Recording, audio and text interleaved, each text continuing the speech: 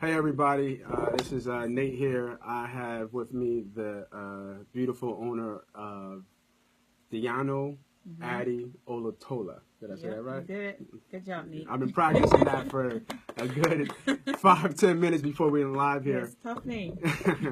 But we're doing this here. I have a couple side projects that I'm working on, and this is one of them where I'm going around and I'm interviewing startup and somewhat successful entrepreneur business. And I had the pleasure of knowing Addie back when I used to work at VWR International, and she was always a great person, always somebody to talk to.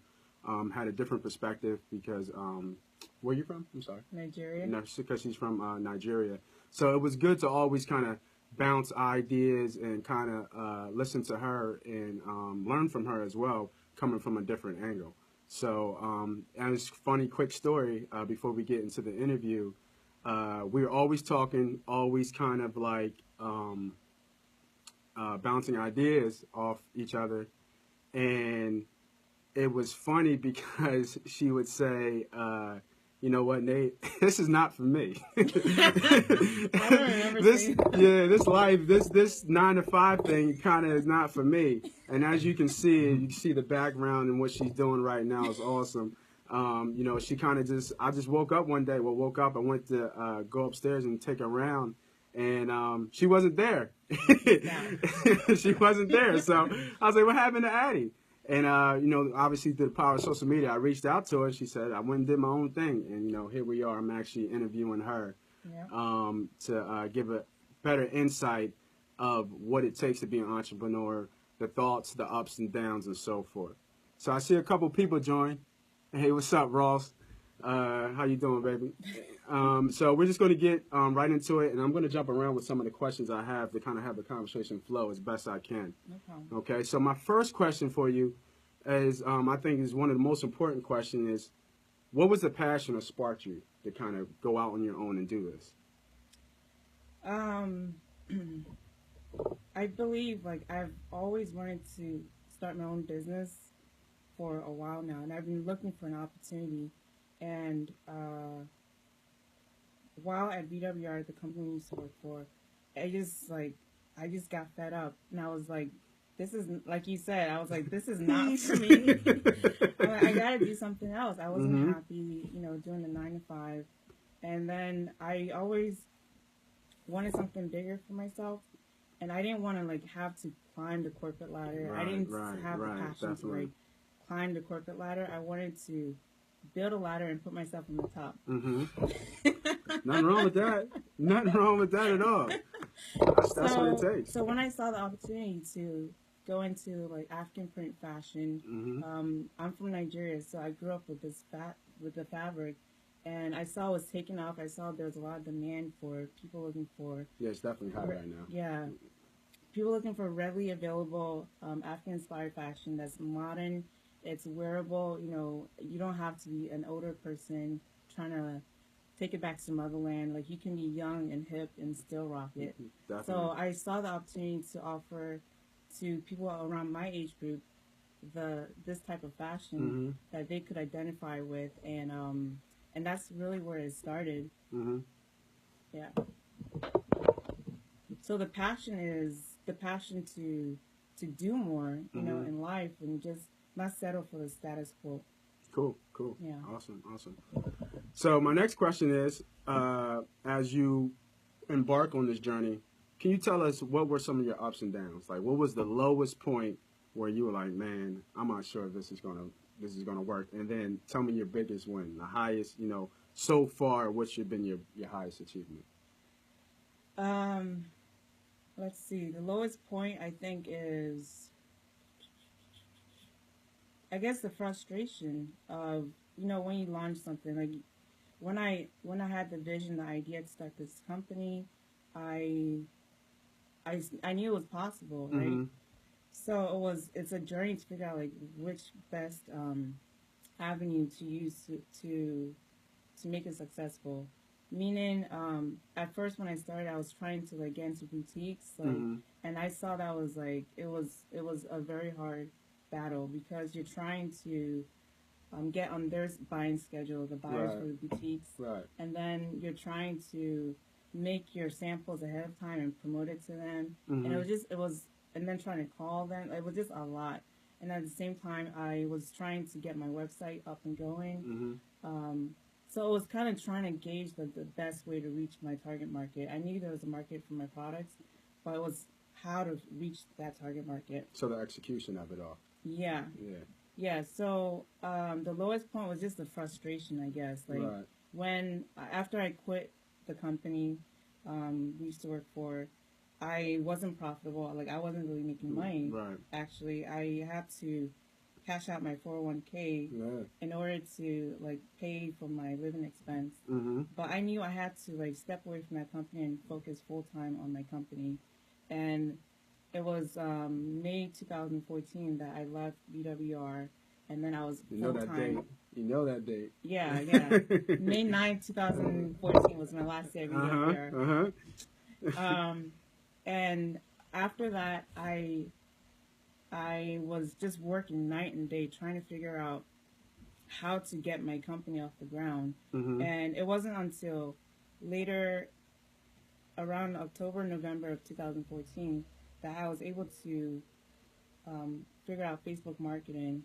It was through a course I had seen an ad for on Facebook, actually. This lady, Amy Porterfield, who was offering this course on how to master Facebook ads. And it was after that I really saw an uplift in like sales, website sales. So I was able to get my website in front of the ideal target market, people who were most interested in what I was selling, and that's what really lifted my company.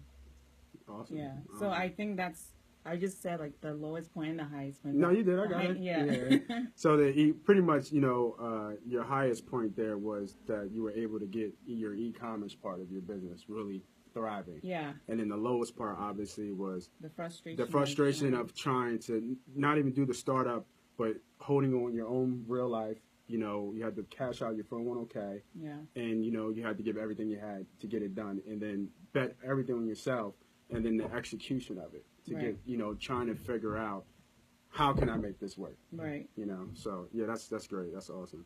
So going in lines with that, with your ups and downs from just your company aspect, and that time period where you were going through this journey, this process, what did you find about yourself that was your strengths in that process, and then what did you find about yourself that was your biggest weaknesses? Well, the strength is, I think, being prepared beforehand. Like, I was into reading motivational books and listening to motivational speakers, and like you really have to have a belief in yourself and in what you're trying to accomplish in order to keep going when it's hard. And for instance, like the book that really like got me really motivated to start my own business, or started sooner, was Rich Dad Poor Dad. Great book, Robert Kawasaki. Yeah. Great book. So after that, I'm like, I gotta do something. This is not like. I recommend that book. I recommend that book for anybody watching and listening. Rich Dad Poor Dad, Robert Kawasaki. Yeah, great book. It's a great book to get your mindset in the right direction as far as whether it's starting your own business or just wanting more out of life instead of just settling for a 9-to-5 job. And then also reading Think and Grow Rich by Napoleon Hill. So that book was also very powerful as well. That book really made me feel like I could do anything. Like it's because a lot of successful people, or success begins in your mind, right? Right. So you have to believe that you can do it. Because if you didn't believe you could do it, I mean, you won't step out, right? Right. Absolutely. So just believing in yourself, in your dream, and that it is possible, that will get you pretty far. And feeling and knowing that it may not happen right away, that it's going to take time, it's going to take tenacity, it's going to take, like, grind. You're going to have to rise and grind. Absolutely. So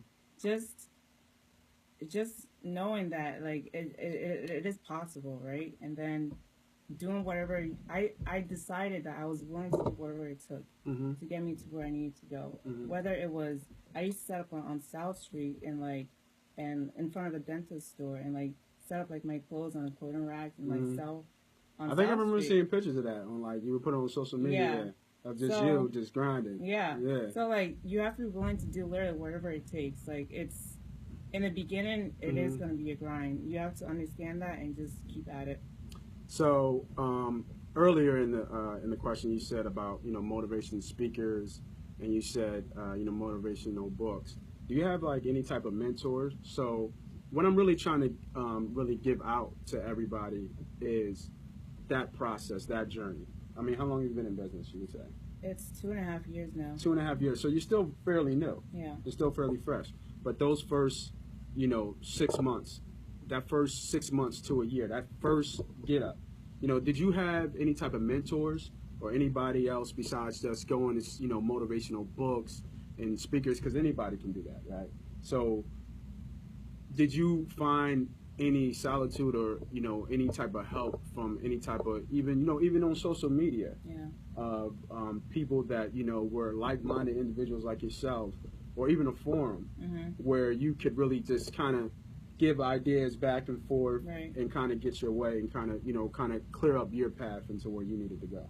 I didn't have like a personal motivational or mentor, but I made like some of like the people I listened to on YouTube, like Les Brown. I don't know if you're familiar with him. The name actually sounds familiar. Yeah, he's an awesome motivational speaker. So like he became my mentor by way of the videos he used to. Right. Because it's like, because I was thinking that, because you always hear you have to get a mentor, and like, yeah, that would be great. But I decided, you know what, I don't have a mentor, so I'm just gonna make Les Brown, who does all these videos, my mentor. Why not? Like, and so like someone like him and like Tony Robbins. Yeah, I know Tony Robbins. And then Jim Rohns. Those are like my top 3 motivational speakers that I listen to regularly. Okay. So as you were going through that process too, what did you find about what it took, if you actually had what it took to, the skill sets of being an entrepreneur? So like you said, you have to have the mental makeup, but you also have to have a particular skill set, and then pop that, back that up with, some type of talent as well. Yeah. You're not, I mean, you can work hard and you can get to where you need to get to, but at the end of the day, there is, there is a gray space where you need talent. I mean, you do need talent, to kind of, be in it, interactive and, bring a uniqueness to your brand. Right. So what skills do you think make up a good entrepreneur? In general, or you still have to talk about me specifically? Yeah, I guess we can make it more personable. And as you were going through the journey, what skills did you could define that made you successful as you keep moving forward? I couldn't even say there's a specific skill. I would say like it's really the decision not to give up, like the decision to keep going at it. Because even if I didn't have the skill, you can always find somebody who has the skill you need to get something done, right? Right. Because for instance, like I don't know how to sew, so I don't know how to create pattern for making clothes. All of that I had to learn, right? I had to like read books on starting a clothing company, and I had to find someone who knew how to make patterns and make me the samples I needed to for my original products. So it's not a matter of skill per se. It's a matter of finding solutions to problems, because with every issue you have, there is somebody who may have an answer, right? So it's you deciding that you're gonna keep looking for the solution, whether you may not have a solution, but somebody out here does. Right. So I think that is probably the biggest skill for an entrepreneur. It's your mindset, and then just the knowledge that like you may not have all the skills, but somebody does. And you can find them, and they can do it for you. So as we revisit those times, which wasn't too long ago, about a year ago, what are some of the things that you've learned on the way? If you were starting this business now, if you could redo it again, you know, how would you build it now, knowing that what you know now? That's a great question. Because the market changes in anything you do. The market, and you have to go with the times. Yeah. Right. So if you were doing it today with all the outlets of social media, even though, you know, social media was still a big thing, you know, 3 years ago, Yeah. but all the outlets of social media, you know, motivational speakers, would you have gone the same route, or would you have changed a little bit differently how you went about it to maybe put yourself in a more successful place? Well, I guess I would have discovered how to use Facebook marketing faster. Right.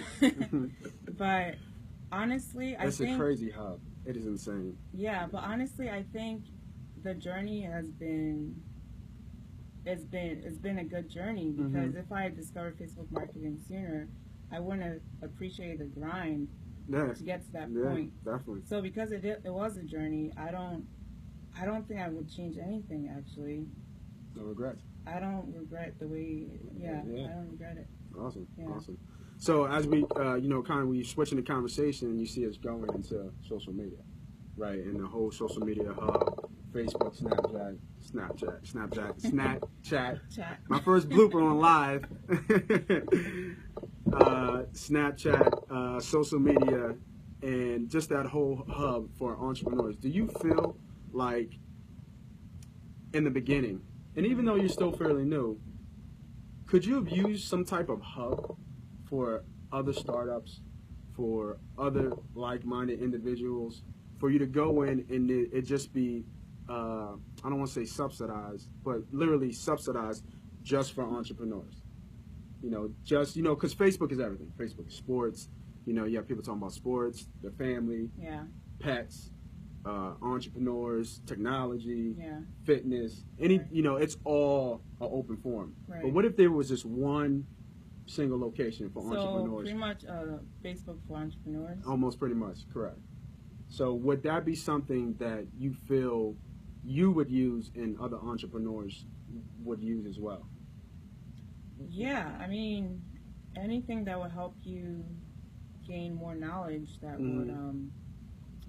would streamline your growth, your business growth, would be helpful. Yeah. Cool. Yeah. Cool. So going back to the social aspect, how big is your presence on Facebook and Instagram? Like, do you post and do it every day, every time you get, and is that a big part that what drives your business as well? Absolutely. I mean, that's where the ads are. That's where we post daily, multiple times. And now our biggest platform is Facebook. We have almost 95,000 likes on Facebook. Wow. And then on Instagram, it's our second biggest platform with like 28,000 likes or followers. So, and yes, like those, social media has been like a game changer. Yeah, it has. With businesses. And I was telling my brother earlier this week that like technology has made doing business so much easier, so much more efficient, and so you can get up and running so much faster than before. Like, especially a clothing company, in the past, it was a matter of you have to get like sales reps and then market to boutiques, and like it was a lot. And a lot of people are like taking money out of your pocket because of that. And now it's just like streamlined direct to the customer, and it makes you more profitable at a faster time. Like, so like technology, social media has made doing business so much better and easier. Cool. So, unfortunately, my battery is running low on my phone. So, I'm going to have to kind of skip a little bit of questions and skip to the end a little bit here. So, you said earlier before about Robert Kawasaki. Okay. And I'm a big follower of Robert Kawasaki. And there's another guy that's out that we talked about earlier named Gary Vaynerchuk. And he talks about something called white space. So white space is pretty much what you see your business or your market going in the next 5 years. Being able to predict that so you could stay ahead of times. Right. Where do you see this business going, and where you can put yourself in a higher platform, 5 years from now? Well, I believe my business has a huge growth potential. It's just getting started, really. There's a huge market for African-inspired fashion, for everyday wear for African prints. People who want to identify the African culture and who just enjoy wearing bold, beautiful prints. And right now we focus on women's. We just started doing a little bit of men's. We have some kids, and there's still growth potential to offer like a bathing suit line, to do shoes, more accessories. Bathing suits would be hot. Because it's so bright. Yeah, bathing suits would be real. Look, you got excited about that. Bathing suits would definitely. You got excited about that. I didn't get excited. No, bathing suits would be dope. Because I'm looking around and I'm looking at all the bright colors, and that's the beach. Yeah. You see that on the beach. Yeah. You know what I mean? It's almost like you could do leggings too. Yeah. I don't know if you thought about that, but like workout leggings. Yeah. Copyright that. I need that. Oh yeah, don't forget. Please check her out at was it www. DIYANU.com. DIYANU.com. That's free advertising right there. Definitely. Definitely. Okay. I think I have one more question. If I can just go through my notes, I'm sorry. My last question, and I think it's a very important question, because it kind of gives people an idea of not only entrepreneurs, but who you are as well. Okay. With this business, do you find yourself more into branding and putting your stamp in the industry, in the world, or is this more of, I want to make money? Because there's nothing wrong with that type of thought process. If you want to make money, who doesn't want to make money? Right. I wouldn't be doing this if I didn't want to make money. Exactly. Let's be honest. Yeah, exactly. But still in all, how do you kind of weigh the two, It's a combination of both. We want to be profitable, and then also wanting to make an impact on the industry, clothing industry. It is, because what we're doing, it is different. Because in the past, African print fashion was very much like custom made. You have to buy the fabric. You have seamstress to make the clothing for you. Mm-hmm. But what we're doing, making it readily available, ready to ship out in 1 and 2 business days, is something new. And I remember when I had the idea of starting this clothing line, I wanted to be the H&M of African print fashion. Right. So that was my goal. Okay. I see it. And so, so making an impact on the industry as far as doing something different for prints, and then also making it a profitable, a big business in the future. So, a combination of both. Cool. Yeah. Cool. So I want to thank you for giving me your time and your pleasure and blessing us with your presence. I want to thank everybody who came on live. It was the first live interview. I've done another interview or 2 before. So we had some technical difficulties, but we wanted to go live and kind of share some of the things that I'm doing and I'm interested in. And I hope next time you come back and check me out. I'll definitely have another interview, and I'll definitely follow up with Addie and see how she's doing. And I wish you the best of luck. And I'm pretty sure. Thanks for having me. Yeah, I'm pretty sure we will always stay in touch moving forward. So this is Nate and Addie. Thank y'all for listening. Hi, Mom. I saw you joined.